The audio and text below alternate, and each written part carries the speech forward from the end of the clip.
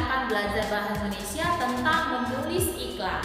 Oke, kita akan membahasnya lebih lanjut sebentar lagi.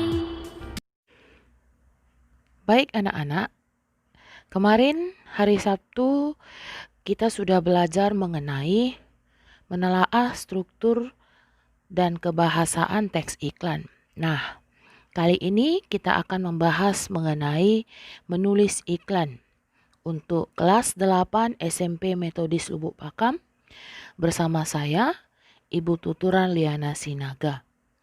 Nah, kita akan melihat bagaimana cara menulis iklan atau bagaimana cara membuat iklan, slogan, dan poster. Nah, perhatikan baik-baik. Langkah-langkah penulisan, yang pertama, menentukan tema.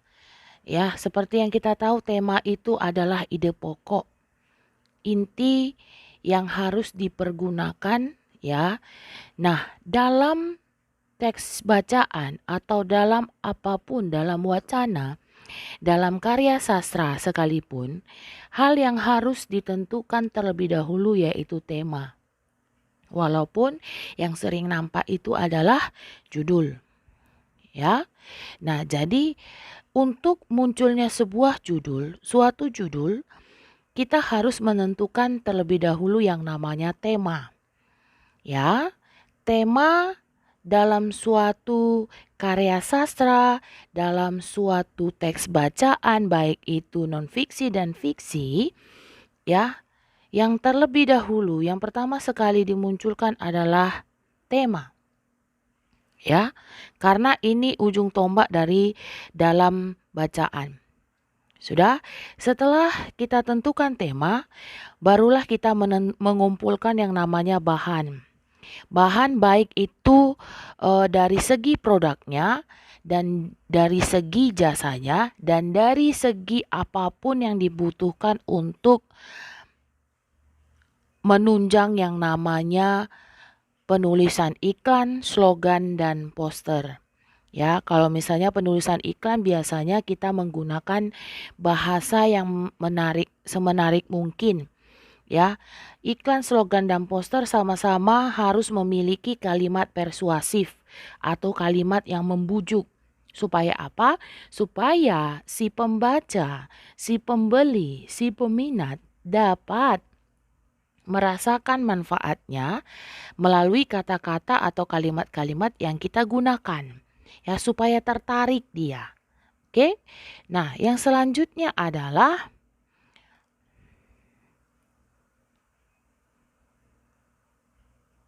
menyusun kerangka, Kita perlu mengetahui menyusun kerangka itu bagaimana, Caranya seperti ini. Kita sudah membahas mengenai tema. Ketika sudah muncul tema, kita bisa mengetahui apa langkah-langkah selanjutnya.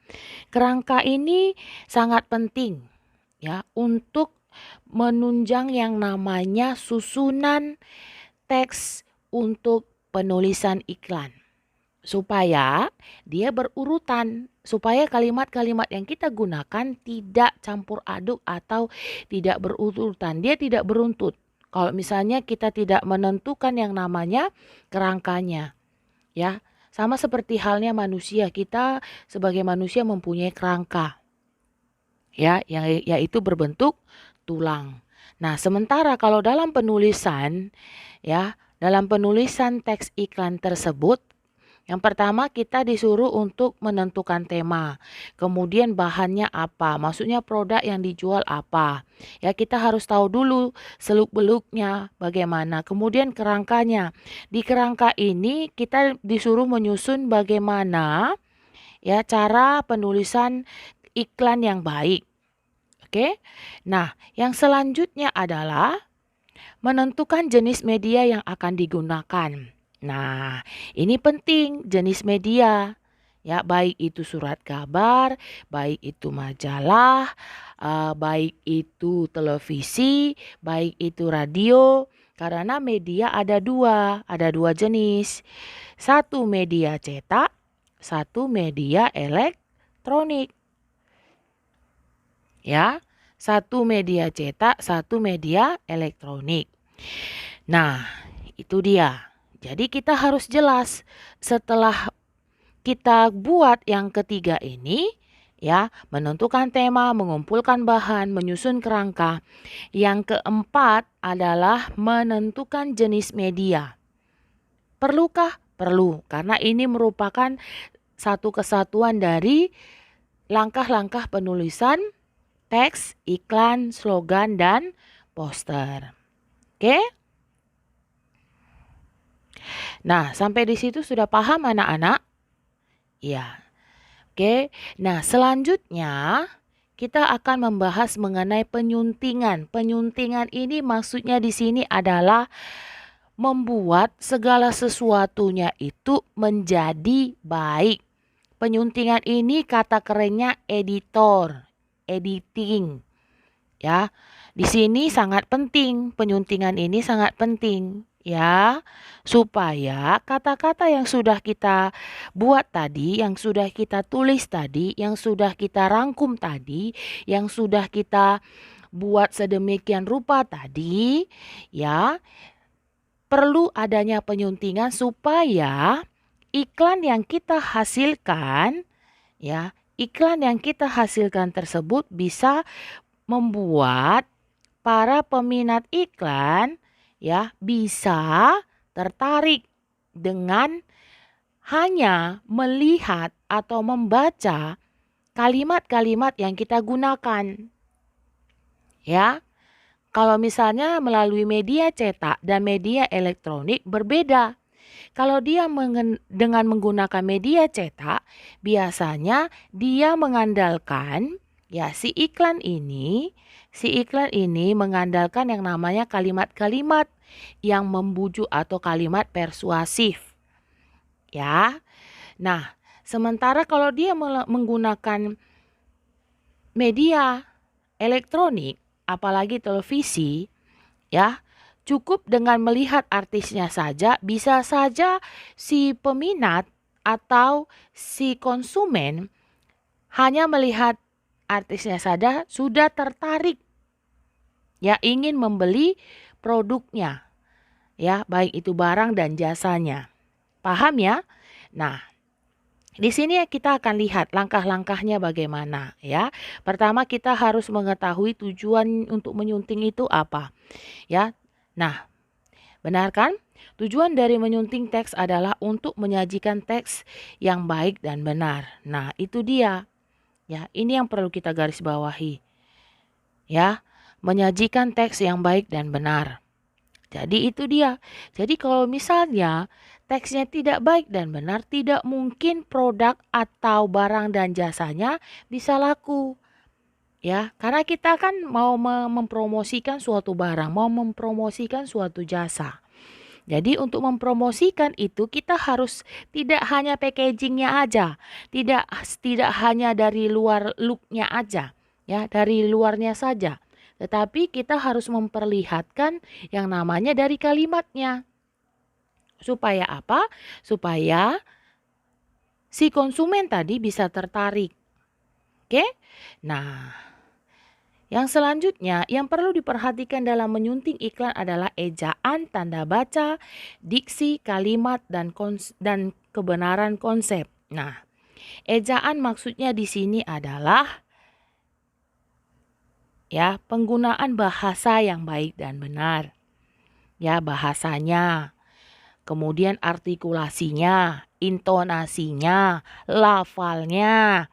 Ya, karena di sini harus jelas. Ya.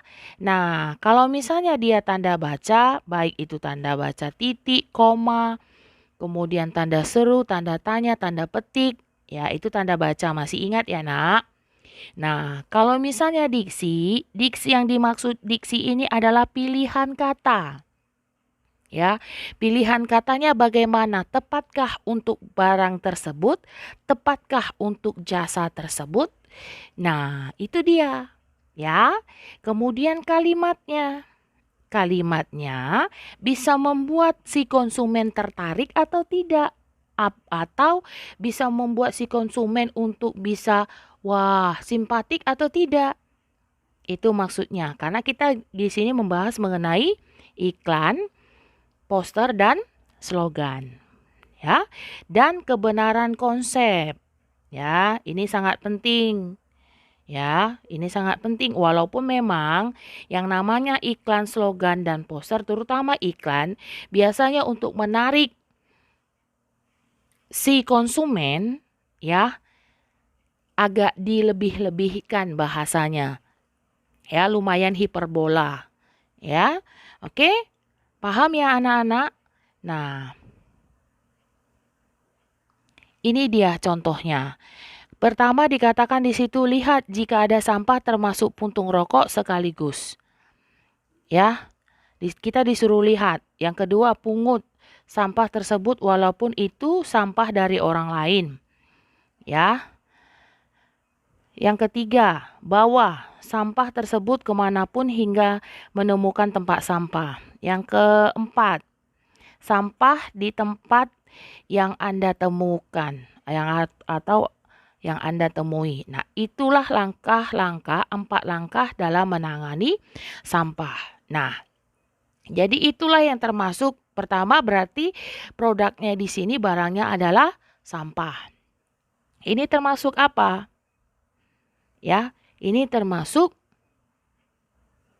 apa anak-anak? Ya, ini termasuk poster. Ya, ini termasuk poster. Jadi dia diberikan diberitahukan bagaimana cara-cara untuk membersihkan atau untuk tidak membuat lingkungan menjadi kotor. Oke? Paham ya? Nah, coba kalian perhatikan baik-baik di situ. Kemudian, nah ini dia. Ini termasuk iklan. Iklan pertama mengenai hemat listrik. Iklan kedua mengenai menjaga kebersihan, masih berhubungan dengan yang poster di atas. Ya, bisa kalian perhatikan. Ya, di sini ada saya buat contoh 2 iklan. Ya, di sini pasti masih menggunakan yang namanya media cetak. Ya, media cetak. Oke, silakan diperhatikan ya, Nak.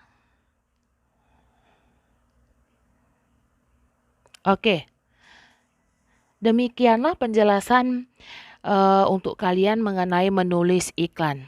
Nah, bagi kalian yang belum paham, silakan bertanya. Tetap kita komunikasi melalui Google Classroom. Oke, jangan sungkan-sungkan untuk bertanya. Silakan bertanya kalau tidak paham. Oke, sampai jumpa di materi selanjutnya. Terima kasih.